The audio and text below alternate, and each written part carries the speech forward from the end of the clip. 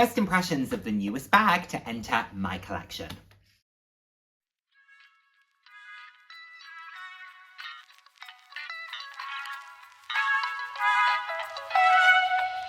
Hello, hello, hello, and the warmest of welcomes to today's video. For those of you who haven't seen my face before, hi, I'm Nick, proud to have you here.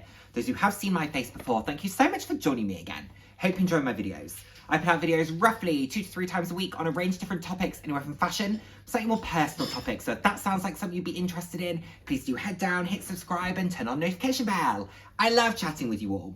I'm all about living life loud, and what that means to me is being your authentic self, being proud to be you, and just celebrating who you are. Celebrating yourself, and of course, celebrating others. So, I wanted to sit down and do a quick first impressions of the newest bag into my collection. This was the bag that I bought myself for my 30th birthday, and it is the Christian Louboutin Kraftilou tote bag. Now this came in 2 styles, where you had this tote style and you also had a camera bag. And I really like the camera bag. I think it looks really, really nice. If I use that style of bag, I probably would have bought that as well, because the price point is reasonable. You can also buy that one on the outlet if I'm not mistaken. Plus I really like the aesthetic of it. So this is my birthday bag. It's a bag that I had spoken about before. I was thinking about it probably in September 2023, and I decided against it because I thought it was a little bit too small. At that point, I thought every bag had to be really big, like the size of a Bayswater or a London tote, or I had this Longchamp tote, and I thought every bag almost needed to be that size. And because I appreciate for a lot of people, this would still be quite a large bag. For me, this is what I would consider a small bag. But that's just my style, how it works on my frame, all of that good stuff. So this is the Kraftilou by Christian Louboutin. And to just give you a quick recap of the piece, it's designed to look like their carrier bag. It's the goal. And then on the interior, you just have a red open space. There is no pocket. There is no compartmentalization. It is one large open space. And it's a very, very simple design. In terms of the straps, these are non-adjustable. They are knotted at the end, and then that is how the bag can do that. You know, if you wanted to, you could always pull in the straps and then carry it like that or like that. I don't think that would work brilliantly, but hey, each to their own. For me, this is purely a tote. And what are my first impressions? My first impressions are good. I think it's fun. It's a nice design. It's simple. It's easy to style. It's easy to work with. It's something that you can just grab and go. And I think it can work with almost any outfit. Now, if you are someone who does not like a logo or a brand name splashed across a piece, this maybe wouldn't be for you because it has Christian Louboutin quite large there. However, you know, if you were carrying it on your shoulder, depending on where your arm goes, the likelihood is a lot of that's covered. You only really tend to see that if the bag is being carried by your hand. Come here. So yeah, so it's a very sort of just easy to use open space. I did a what fits in the unboxing. There is a significant amount that fits in this bag. Basically anything that you would ever need, and probably a little bit more. I've used it for work. I've used it to carry during the day. I've taken it shopping with me. I probably used this in the couple of weeks that I've had this. I've probably used this 6 or so times, and I've enjoyed it. I think it's a really good bag.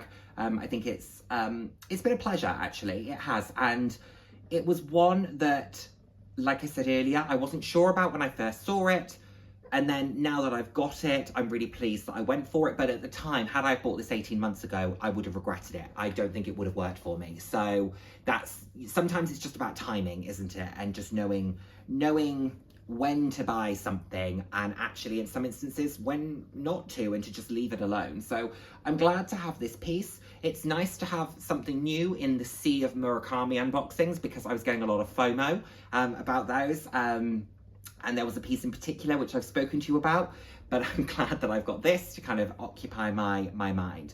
and I'm enjoying it, I have to say. So in terms of the usage of it, very easy to use, and I enjoy this piece, I must say. Now, there's a couple of things about it that aren't issues, but just things to consider when it comes to this particular bag. The first thing is, obviously, it's got no form of a closure to it. Do I think it would probably benefit from maybe if it had a little buckle or something that you could just keep these two bits together with? I think that would be beneficial, or maybe a little magnetic closure or something that just did a little bit of a close, I think would be to its benefit. But not the end of the world. I'm still happy to use a bag that doesn't have that, but maybe a clasp or something would be quite nice with this. My thought on how to combat that is I'm going to put this back into my Gucci, and I am going to buy a organizer that has a zip across the top of it. So that's how I'm going to combat that for this particular bag, and I think that will work quite nicely. The other thing that I would say, there's actually, sorry, two more things I would say. The next one would be, you won't be able to see, and I'll try and get it on a photo, but there's a little bit of wear that's already starting to happen, particularly sort of on the corners here. It's really not very noticeable. I just happened to notice it myself a couple of days ago when I was using the bag, but that's just something I'm a bit conscious of, is the way that it's been created. Whatever they have put over the top of the leather, is that going to rub off? But look, corner wear and things like that happen on any bag, so I'm not losing any sleep over that. You're very needy today, Poppy. Very needy. And then the other thing is it's not the most balanced of bags. So it looks like it's balanced here. As soon as it's full, it tends to tip kind of one way or the other. So when you're carrying it by hand, it will be tipped. And that's okay. But I don't know why, I find it a tad annoying at times. Like if I've got it on the crook of my arm, it will normally, instead of just hanging evenly, it will tip one way or the other.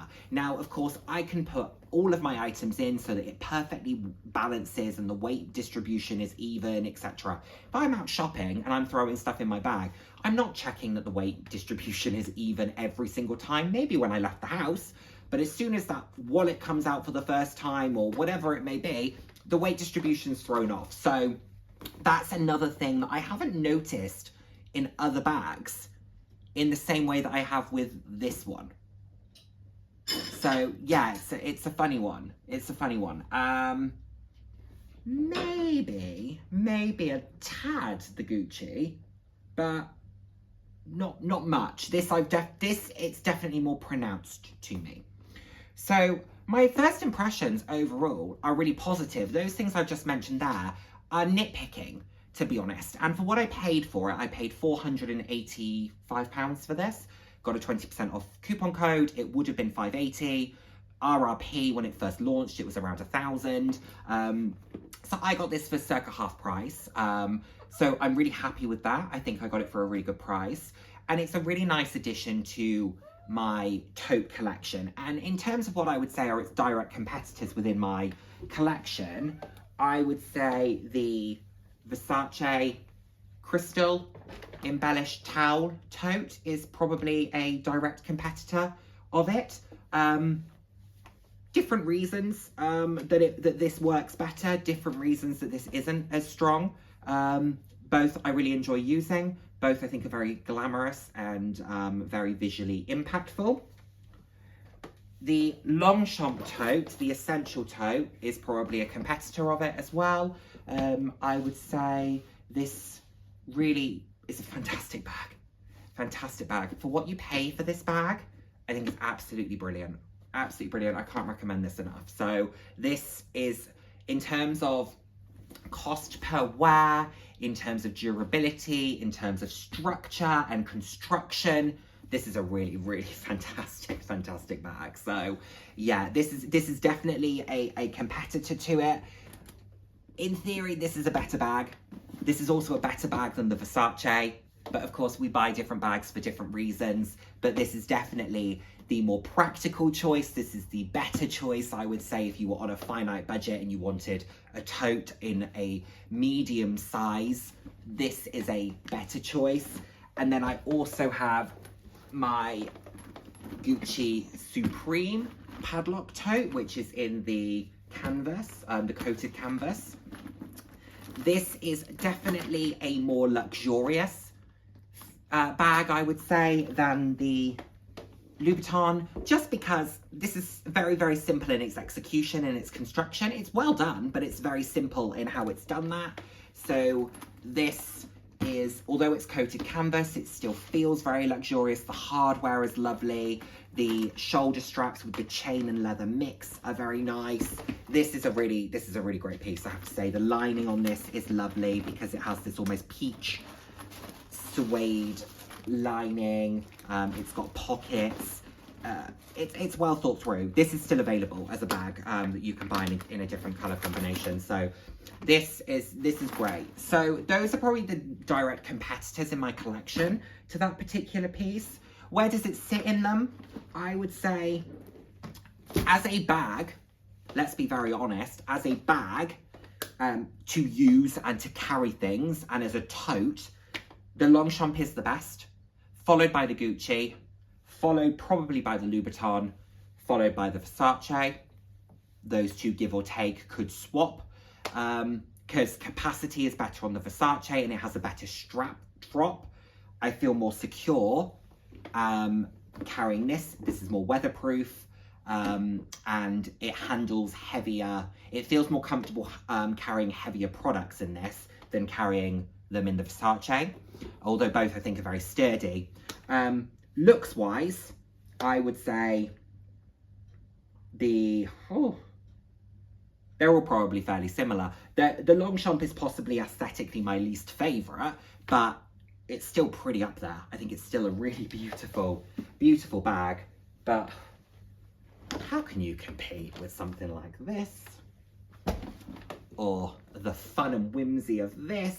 You know, they're great pieces, great pieces. I've just done my bag collection, so I hope if you've been able to see that, you've enjoyed it. I apologise that the lighting was off. I tried to do my best to adjust that, but I apologise that the lighting was off there. I'll do better, I promise. But yeah, I'm very fortunate. I've got some really great pieces. These are all beautiful.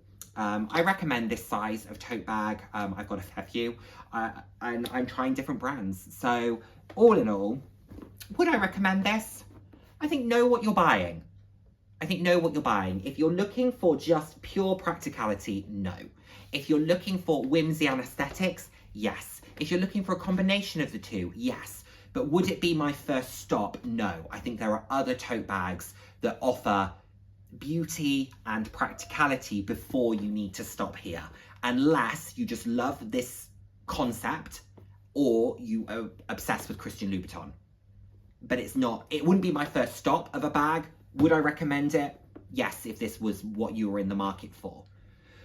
Out of all of them, this is the one I would recommend first and foremost. But to be honest, I don't think of any of these.